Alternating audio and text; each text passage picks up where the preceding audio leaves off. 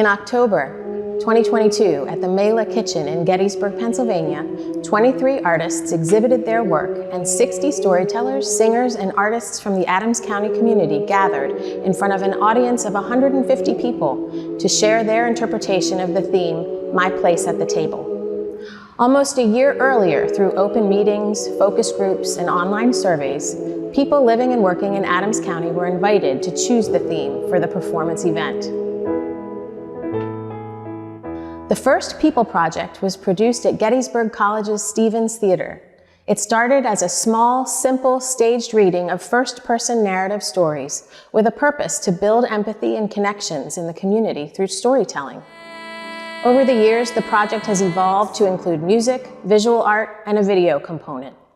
In 2022, the Adams County Arts Council was awarded a PA Sharp grant, part of the American Rescue Plan through the PA Humanities, which allowed us to expand the 5th iteration of this People Project to include an art exhibit, a live performance, a community collaborative art project, and the video that you're seeing here today. One of the most important aspects of the People Project is that it is a participant-driven project. Early in 2022, the Arts Council hosted open focus groups and online surveys throughout Adams County to choose a theme for the project that deeply resonated with the people who live and work here. Conversations at the meetings circled around the agricultural landscape that is an integral part of Adams County's culture. People connected agriculture and bounty to our community's collective experience during COVID. How much time we spent with our families around the dinner table, our places in our families, in our workplaces, and in the world. It was from these discussions and a countywide vote that My Place at the Table was chosen as the theme for the 2022 People Project. Storytelling is the backbone of the People Project, and this year we had 6 storytellers share their interpretations of their place at the table.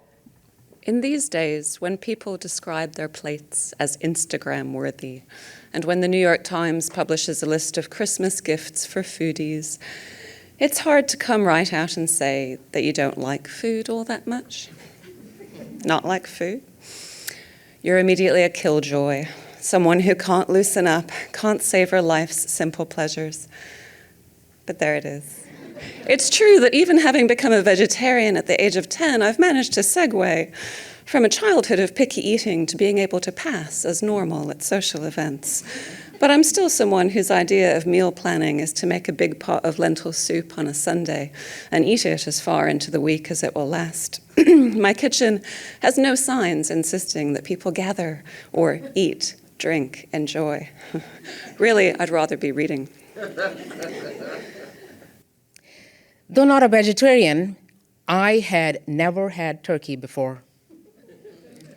Mrs. Patel was a vegetarian, so there were many vegetarian options. But as we know, at traditional Thanksgiving dinner, turkey is the main dish. And then there were sides, lots of sides. What is a side? The Oxford Dictionary defines a side as a food served as subsidiary to the main dish. That multicolored cornucopia included dishes like candied sweet potato and sweet and sour carrots with raisins, walnuts, cinnamon, salt, pepper, and honey. Well, that's a new one. It was certainly an adventure, but of a weird kind.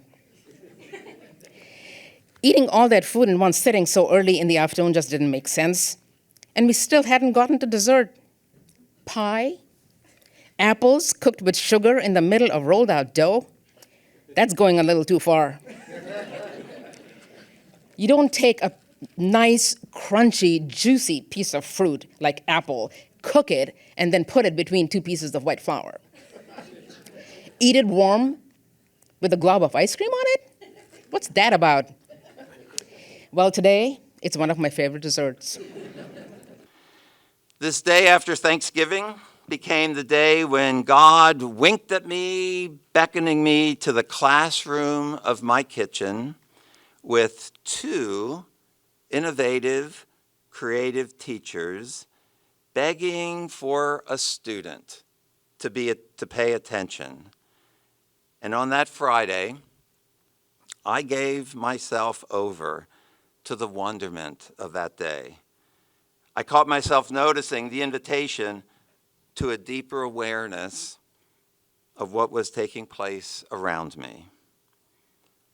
I made 10 dozen happiness bombs that day with the help of 2 lionesses, wild women of the kitchen. And it became a day for me to realize how there's always a place at the table for growing and learning and nurturing for individuals of all times and all ages to get below the surface of any given moment.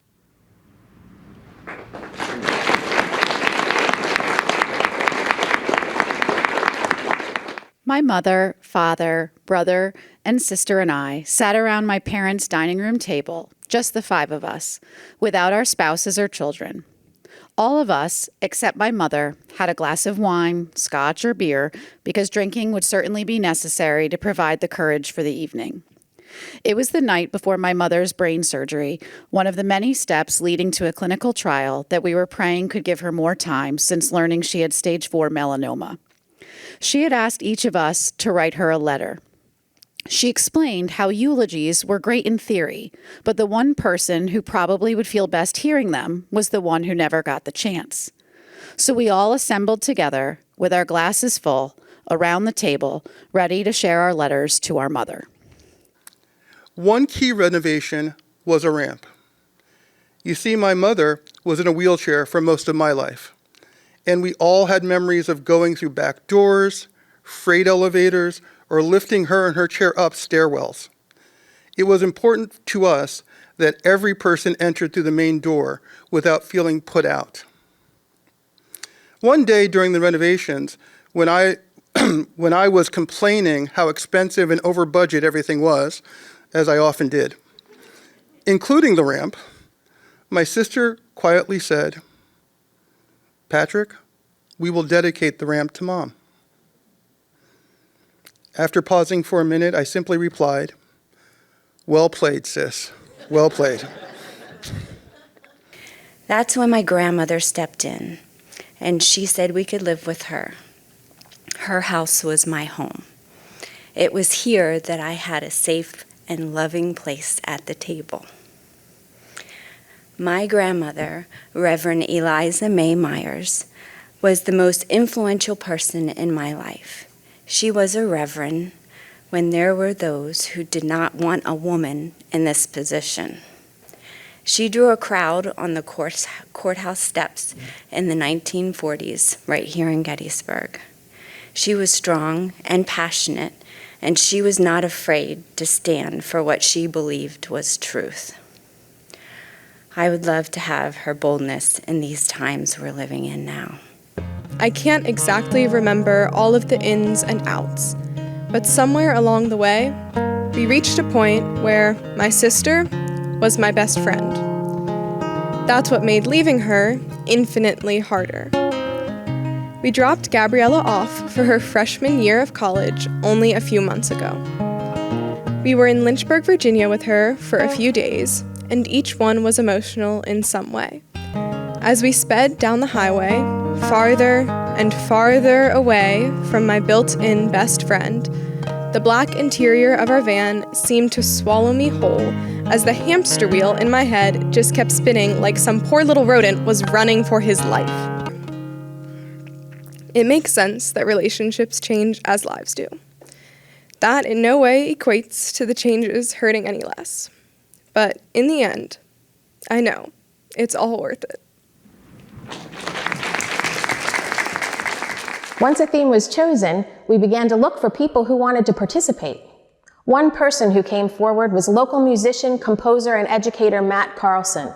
Matt offered to let us premiere a composition he created called Under One Sky, which speaks of the importance of connection, the lessons we learned while we were going through the pandemic, and the strength that we find in knowing we are all under the same sky. This seemed very fitting to our theme, which can be explored metaphorically as one's place at the table can be interpreted as one's place in the world, or under one sky.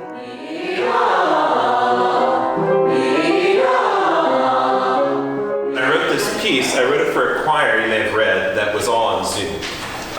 And I've never heard it together live either. And I also wrote it in a style for choral singers, and when I was just hearing you warm up, I was like, these are the voices that I was really imagining when I wrote this tune. We are done taking small things for granted.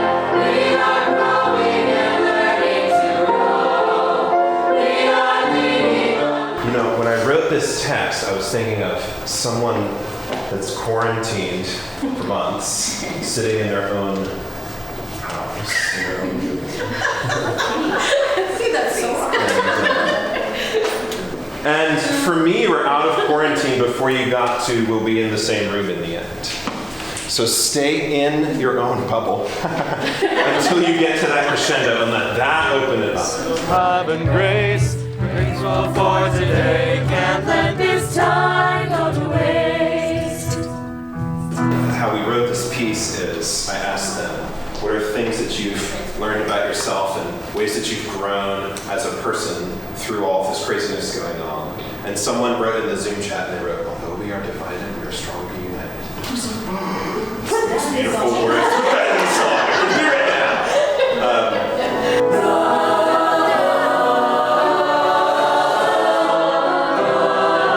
Do you know how these parts were created? So I had them on the Zoom call, I played the chords, and I had them take out their phones and record themselves and improvise.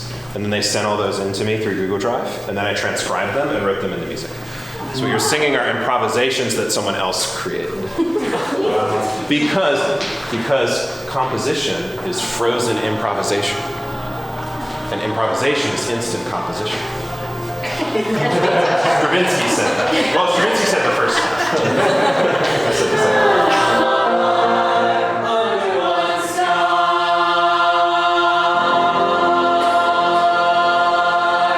That's just how I imagined it. And I got chills just now because I've never heard it sound like that.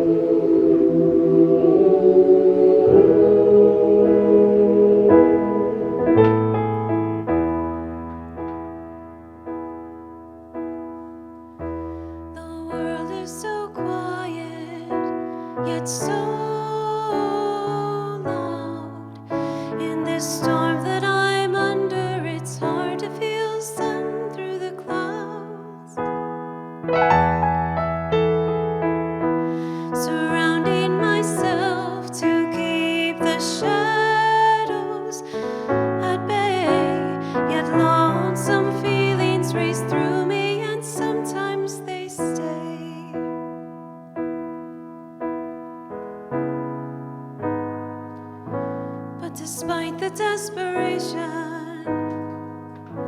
I find motivation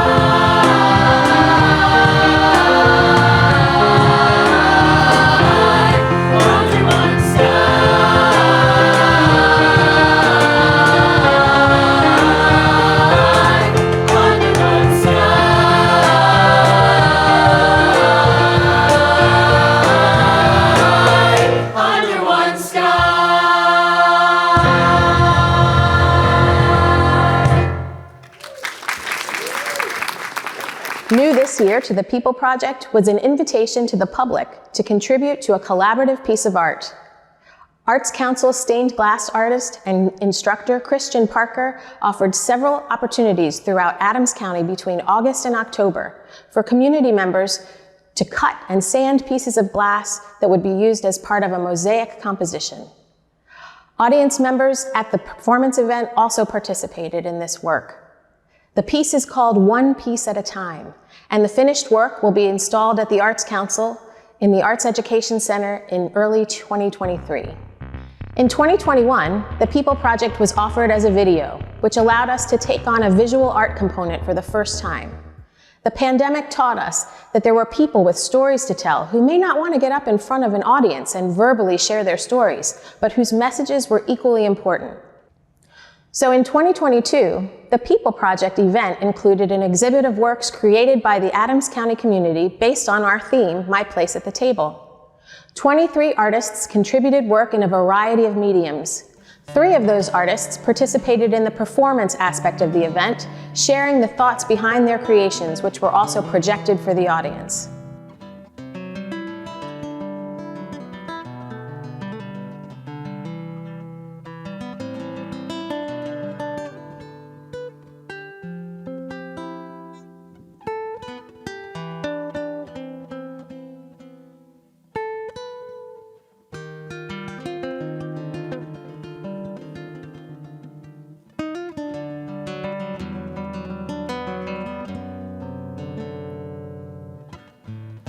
I wake up and I look out the window, just the same as I do every day. Watch the rain as it streams down my window. I can choose what I want it to say. Practice won't make perfect, but it does make alive.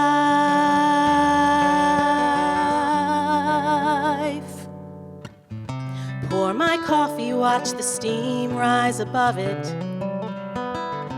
just the same as I do every day. Take a breath and begin my to-do list. I can choose how I spend all my days. Practice won't make perfect, but it does make alive. So I'll practice breathing in, and I'll practice breathing out, and I'll practice letting go, and I'll practice giving love.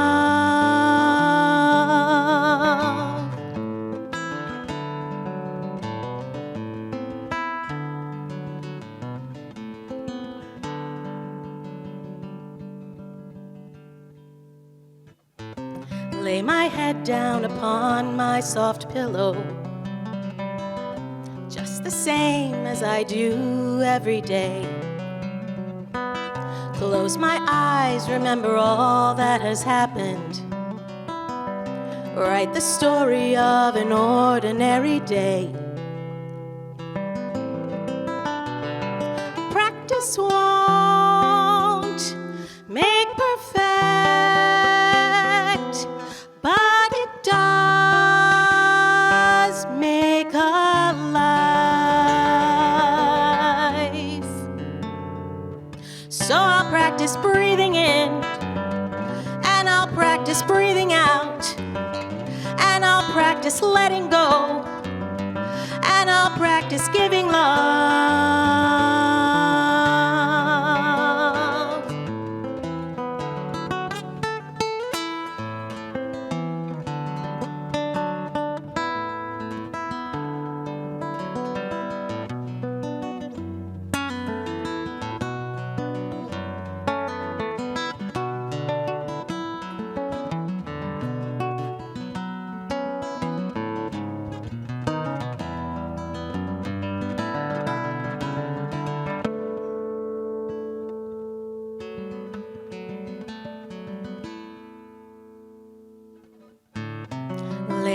head down upon that soft pillow,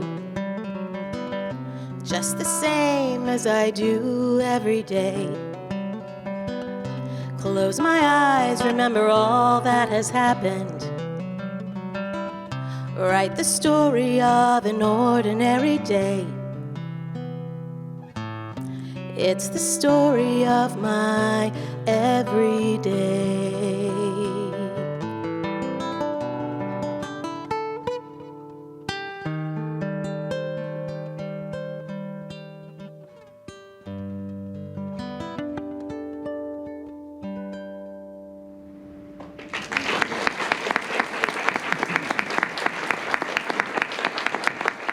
Thank you to PA Humanities and the Robert C. Hoffman Charitable Endowment Trust for their generous financial support, and to all of our community partners. Thank you to the storytellers, the musicians, and the artists who so generously gave of themselves to make this project possible. And thank you for watching and sharing this video. To learn more about the Adams County Arts Council and the People Project, and to make a contribution to make future projects like this one possible, please visit www.adamsarts.org. Thank you again. So wrote a little song about the South Mountain Fair we'd like to do, and I haven't really learned it yet, but here we go.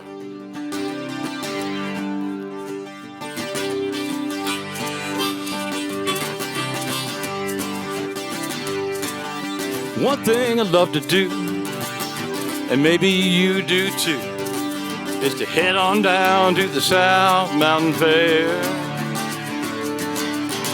Hop in the old pickup truck, swing down and pick my sweetheart up, roll down the valley till they're there. Now my 4-H friends are coming down. Maggie wanna be a Guernsey cow. Johnny's still working late on the old man's farm, but he'll be down as soon as he's done in his brand new Ford pickup truck. Lord knows the work's never done down on the farm. It's a good time afternoon. We'll grab ourselves some food and listen to some tunes as we roll along. Feel the breeze through the apple trees, my sweetheart and me. It's a harvest of the heart that I call home.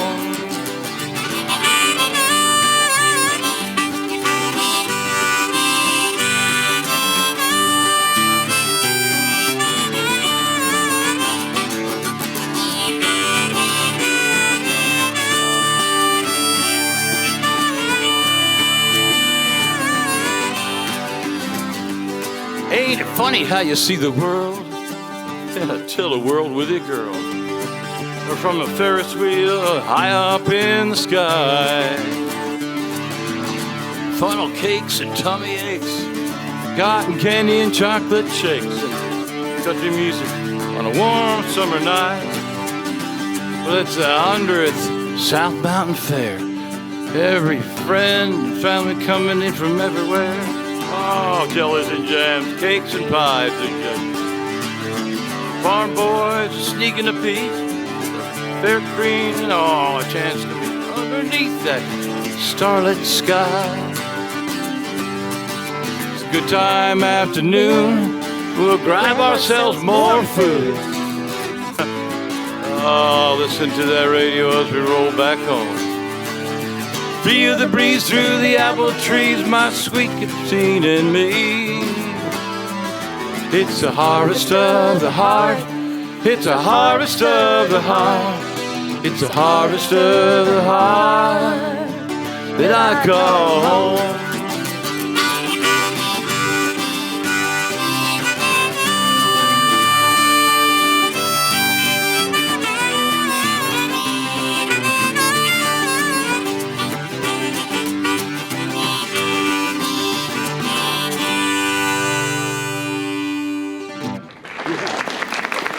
Thank you.